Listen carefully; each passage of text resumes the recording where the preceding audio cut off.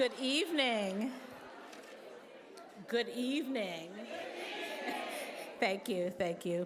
My church deacon is coming out. It's good to see all of you. Thank you so much for being here. On behalf of the entire National Partnership for Women and Families family, I'm delighted and really thrilled to welcome all of you here. This is our annual celebration, and I know you have lots of choices and where you can be, so thank you for spending time with us. I want to start just by saying a few thank yous. First, thank you to our host committee. Really appreciate your support. All of our generous sponsors and donors, thank you. And each of our distinguished, fabulous honorees that you will hear from shortly, thank you so much. We're grateful for all of your leadership, all of your support, and all the work that you do. I also want to thank our amazing board of directors. They have agreed to match any donations tonight up to $75,000.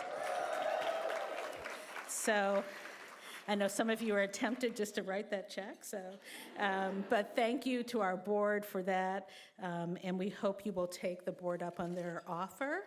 And when we have a break in our program, please visit our vision wall over to my left, and it's near the photo booth, and we're inviting people just to put up on the wall your vision for the future, and you can share your vision of the kind of country that we want to be. You can also very conveniently make a donation, so how about that? And it's already inspiring to see the wonderful messages that are up there already. And last but certainly not least, I want to thank the amazing National Partnership staff. They are fabulous, and it's really a privilege to be the president of an organization and work with them on a daily basis. They work very hard to put this event together. I know you all know it takes just lots of work to do these events, so thank you so much. When we started planning this event, we wanted a theme that could speak to the current moment and why the work we're doing together is so important. And it would have been easy just to say, times are tough, the world is on fire, the people are crazy, and I'm tired, I don't feel like doing anything, we should just all go home. But I think in these moments it's actually even more important to come together, to celebrate during difficult times, because we can gain strength and support and inspiration from each other. So our theme this evening is a reflection of the task for this moment, to focus on the legacy that brings us here, legacy of resilience, the work we need to do to protect our progress, and setting a clear, ambitious vision for the future. And I think we have to use these opportunities to remind ourselves of where we've been, what we need to do in this moment, and what we're working for in the future. And during the past few months, I've found myself saying often that our organization was built precisely for moments like this. When I think about, I wasn't there, but back in 1971, when our founders saw a need for what was then the Women's Legal Defense Fund, it was because we needed to fight inequity, to give women the opportunities and the legal rights and protections to control their own bodies, participate in the economy, chart their own destinies. And we know the world looked different back then. There was no Pregnancy Discrimination Act, there was no FMLA. It was before the Supreme Court had ruled that sexual harassment was illegal. You know, all the things that have happened over decades that we've done together. And I think you all know that those fights have been hard. If it was easy, there would have been no need for us and all of us gathered. So, you know, from my perspective, the measure of our success is not just about wins and losses. It's about the fact that we are still here.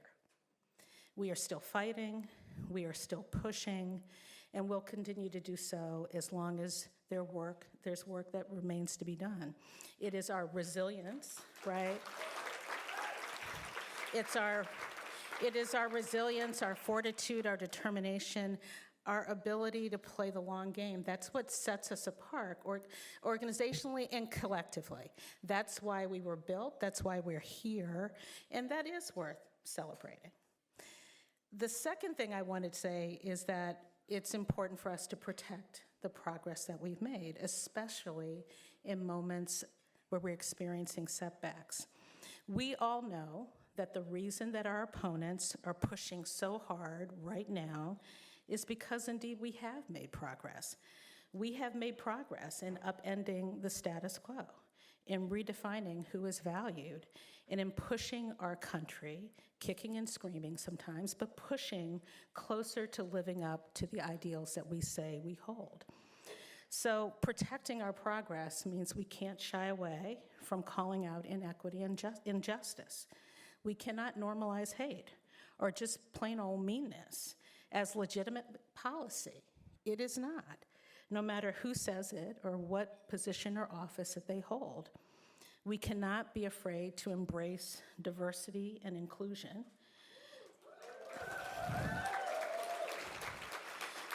Nor can we be quiet about hypocrisy and inhumanity of opponents who try to whitewash racism and our history. Whitewashed racism is still racism. We cannot be quiet when our opponents try to rebrand misogyny and bias against trans people as protections for women. They are not. Or when they push women to have more babies after stripping them of their health care and their ability to control their own bodies. Nothing is pro-family about that. We actually know what progress looks like. It means enforcing all of our civil rights, not picking and choosing which forms of discrimination you want to target. And moving forward, we have to be clear and unequivocal about what we are fighting for and our vision for the future. We must do more than simply resist and react to an agenda of the current administration because it is small-minded. It is based on division. It's too narrow, and it excludes whole communities of people. We need to be loud and clear and bold about an affirmative agenda for change that is unafraid of inclusion, values the diversity we bring, believes we all deserve to be healthy and to have actual health care. We need to counter the fear with hope to defeat the politics of division with the power of our solidarity. And together, we can make the case for bold solutions that help improve the lives of women, working families, and indeed all people. So I look forward to doing all of that work collectively together with all of you. The fights, we're in it for the long haul. This is a marathon. It's not a sprint. But just like we've been here, 54 years, we will continue to be here with all of you. So I'm appreciative of your being present with us. And tonight, we're going to hear from an amazing lineup of speakers who will share a little bit of their vision for how we can create an America where there's place and space for everyone to be free, safe, healthy, and well, and to thrive. Each of them is channeling their unique voice to make a major difference in their respective spaces, whether that space is in media, policymaking, or grassroots advocacy.